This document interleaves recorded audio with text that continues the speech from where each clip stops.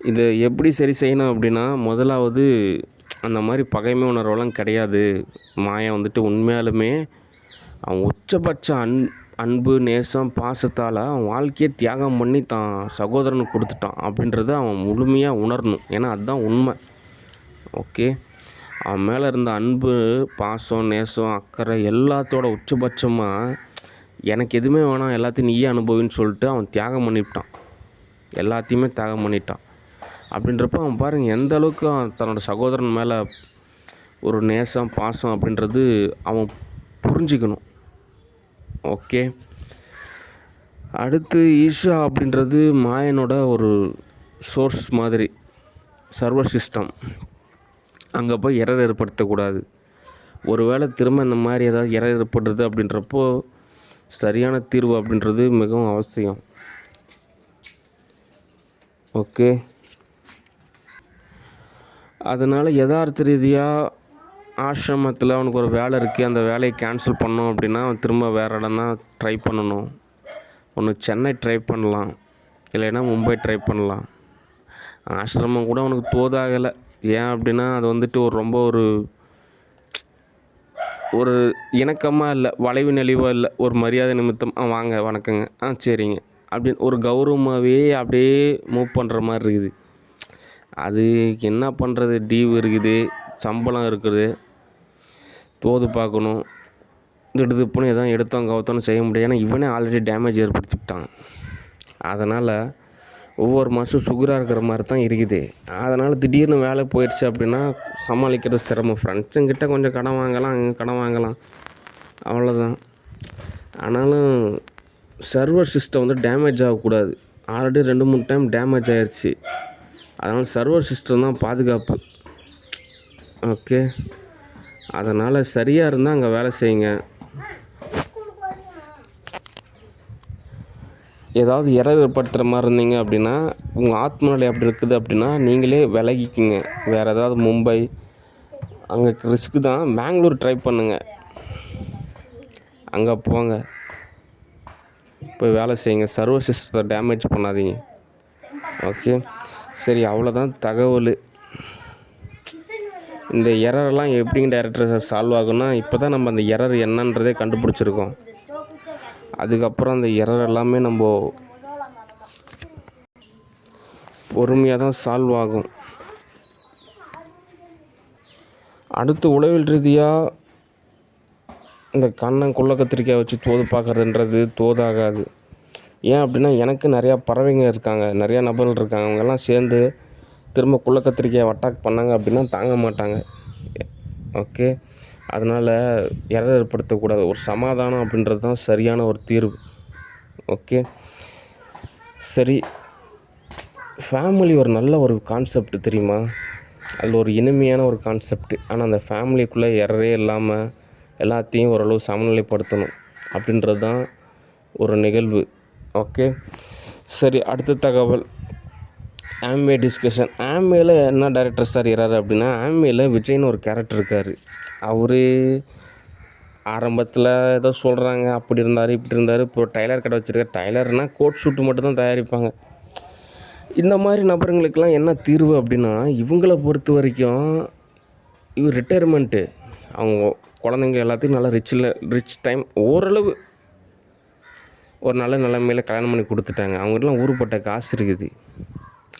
Amway அப்படின்றது ஒரு business. அது வந்துட்டு டீலர்ஷிப் கிடையாது, அது ஒரு டைரக்ட் செல்லிங்.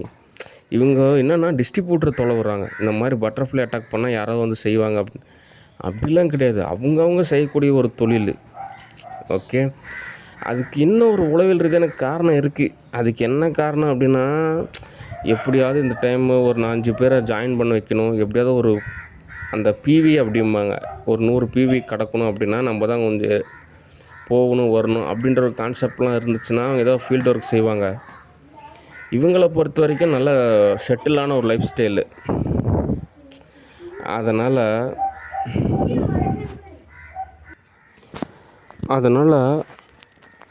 பணத்தை பயன்படுத்தி தான் இவங்களோட ஆத்ம நிலையானது சமநிலைப்படுத்தணும். அதாவது இப்போ இவங்ககிட்ட இருக்கக்கூடிய வீடு வசதி எல்லாமே போயிட்டு ஒரு மிடில் கிளாஸ் ஃபேமிலி மாதிரி இவங்க மாறுறப்போ தான் அந்த ஆத்மாவானது ஒரு சமநிலை ஏற்படும். அது வரைக்கும் இவங்கக்கிட்ட காசு இருக்குது, வசதி இருக்குது, ஒரு கான்செப்ட் இருக்குது. பட்டர்ஃப்ளை அட்டாக் செஞ்சால் அதெல்லாம் யார் என்ன கேட்க போகிறாங்க, அதெல்லாம் ஒரு தண்டனையா அப்படின்னு இவங்க நினைக்கலாம். ஆனால் அதுக்கு இன்னும் ஒரு உளவியல் ரீதியான ஒரு காரணம் இருக்குது. அது என்ன காரணம் அப்படின்னா, அந்த மலை விரும்பி உணர்வு நிலை ஏன் ஏற்படுது அப்படின்னா, அந்தந்த நிலைக்கே ஒரு சமநிலை ஏற்படுத்தியிருக்கலாம். அவங்க எதனாச்சும் ஒரு குழந்தைகள்லேருந்து வளர்த்துனாங்க அப்படின்னா, அந்த குழந்தையானது ஒரு மலங்களிக்கும். அதை பார்க்குறப்ப அந்த உணர்வு நிலையானது சமநிலை ஏற்படலாம். ஆனாலும் இன்னும் ஒரு உள்ளார்ந்த உளவியல் ரீதியான ஒரு அழுத்தமான, ஒரு யதார்த்தமான, ஒரு நுட்பமான ஒரு காரணம் சொல்கிறாங்க. அது என்ன காரணம் அப்படின்னா, அது ஒரு இணைப்பு பாலம். அது என்ன இணைப்பு பாலம் அப்படின்னா, முதலாவது பூலோகத்துக்கும் மற்ற உலகங்களுக்கும் நிறையா இணைப்பு பாலம் நிறையாவே இருந்தது. ஆனால் இப்போ ஓரளவுலாம் விலகிருச்சு. ஒரு சில இணைப்பு பாலம் மட்டும்தான் இருக்குது. இப்போ அது இன்னும் சில நாட்களில் இன்னும் கொஞ்சம் அதிகமாகும், ஒரு சில இணைப்பு பாலம். அப்படின்றப்போ நரகத்துக்கான ஒரு பாதைக்கான ஒரு வார்ம் அப் மாதிரி. அந்த நரகத்தில் மலத்தில் தான் தண்டனை நிறையா இருக்கும். அப்படின்றப்போ இப்போ இருந்து அந்த ஆத்மாவை டியூன் பண்ணுறாங்க, மலம் விரும்பி. இப்போ ஒருத்தர் பட்டர்ஃப்ளை அட்டாக் பண்ணால் என்ன ஆகும், மலம் வரும். அந்த மலமா அப்படின்ற ஒரு கான்செப்ட் தான் அவங்க ஆத்மாவானது பழகுது. ஏன்னா நரகத்தில் அவங்க அதை தான் தண்டனை அனுபவிக்க போகிறாங்க. ஓகே, நான் கூட நிறைய பேரை துன்புறுத்துறதே இல்லை. நிறைய பேர் கேட்குறாங்க, ஏங்க டேரக்டர் சார் நீங்கள் பட்டர்ஃப்ளை அட்டாக் பண்ணலாம்ல. அது சரியான கான்செப்டே கிடையாது. மலம் விரும்பி அப்படின்ற ஒரு சில நபர்கள் தான் அந்த மாதிரியான கான்செப்ட் பண்ணுவாங்க. போய் மலத்தை போய் விரும்பிக்கிட்டு அதுலேயே பார்த்துக்கிட்டு அதெல்லாமே நரகத்துக்கு உண்டான ஒரு சிக்னல். யாரெல்லாம் நரகத்துக்கு போவாங்களோ அவங்களுக்கான ஒரு சிக்னல். அது அவங்கவுங்களுடைய பாவ புண்ணியத்தோட யதார்த்தமான ஒரு விஷயம். இவர் ஆரம்பத்திலேயே ஒரு டைமண்ட் லெவல் மாறி இருக்கலாம், மாயனை தோது பார்த்து. இவர் செஞ்ச பாவத்தால் டீமே கொலாப்ஸ் ஆயிடுச்சு. இப்போ திரும்ப வந்துட்டு என்ன டைமண்டாக மாற்றணும் அப்படின்றது சரி கிடையாது. ஏன் அப்படின்னா, இப்போ நான் கொஞ்சம் ஹார்ட் ஒர்க் செஞ்சு அந்த பேப்பர்ஸ்லாம் கொஞ்சம் சைன் வாங்கினதுக்கப்புறம் நான் மார்க்கெட் ஷேர் ஃபவுண்டராக மாறிடுவேன் 80%. அப்படின்றப்போ எனக்கு கேஷ் கிடைக்கும். நான் இப்போ போய் ஃபீல்டு ஒர்க் செய்ய வேண்டிய அவசியம் எனக்கு கிடையாது. இப்போ நான் திரும்ப ஒவ்வொருத்தரை ஜாயின் பண்ண வச்சு அவங்க அப்படிங்க இவங்க அந்த ஸ்டேட்டஸை நான் தாண்டி இப்போ அடுத்த லெவலுக்கு போயிட்டேன். அதனால் இவங்க தான் டைமண்ட் ஆகணும், இதாகணும், இவங்க தான் ஃபீல்டு ஒர்க் பண்ணணும். என்னோடய டீமு அப்படின்றது அதுதான் அவங்களோட தனிப்பட்ட விஷயம். ஓகே, இப்போ நான் அந்த கேட்டகரி கிடையாது. நான் இப்போ வந்து ஃபவுண்டர் கேட்டகரி. அதனால் எனக்கு பிஸ்னஸ் அப்படின்றது தோதாகாது. ஓகே, ஆனால் இவங்க எதிர்பார்க்குறாங்க இப்போ இருக்கவங்களோட டீமை வச்சு நம்ம எப்படியோ டைமண்ட். இது ஆரம்பத்திலே நீங்கள் தோது பார்த்துருக்கணும்.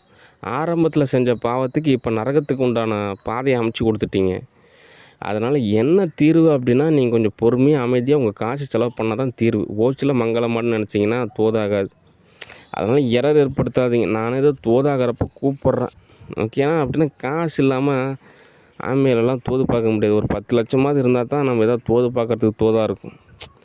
யாரையா இப்போ இந்த காலகட்டத்தில் சோறு இல்லாமல் எந்த வசதியும் இல்லாமல் சும்மா ஒரு ட்ரீம் அப்படின்ற ஒரு கான்செப்டில் போயிட்டு அதெல்லாம் கடந்து போயிடுச்சு, காலம் கடந்து போயிடுச்சு. அவரும் அப்படி தான் ஒரு பாசிட்டிவான கேரக்டர் திரும்ப நெகட்டிவாக மாறிச்சுன்னா யார் என்ன கேட்க போகிறாங்கன்னு நினச்சிக்கிறாங்க. ஆனால் நான் வந்துட்டு அப்படி கிடையாது. ஓகே, அதனால் எரர் ஏற்படுத்தாதீங்க.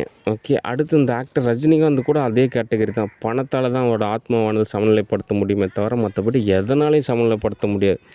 அவங்க டாக்டரை பொறுத்த வரைக்கும் அவர் நிறையா சம்பாரிச்சிட்டாரு. டைம் பாஸ் பண்ணலாம், அந்த ஆன்லைனில் ஒரு விஷயத்தை கற்றுக்கலாம், ஏதோ ஒன்று தோது பார்க்கலாம்லாம் கிடையாது. சும்மா நமக்கு சாப்பிட்றதுக்கு 3 வேளை சாப்பாடு இருக்குது, வீடு இருக்குது, வசதி இருக்குது, போதும் அப்படின்ற கான்செப்ட். இவங்கெல்லாம் பணத்தால் தான் திரும்ப சமநிலைப்படுத்தணும். அது ஒரு எம்ஜிஆர் படம் ஒன்று இருக்குது, பார்க்க ரொம்ப ஏழையாக இருப்பார், திடீர்னு பணக்காரனாக மாறிடுவார். அப்போ தான் அவங்க எல்லாம் சமநிலையாவாங்க, அந்த மாதிரி கேரக்டர்.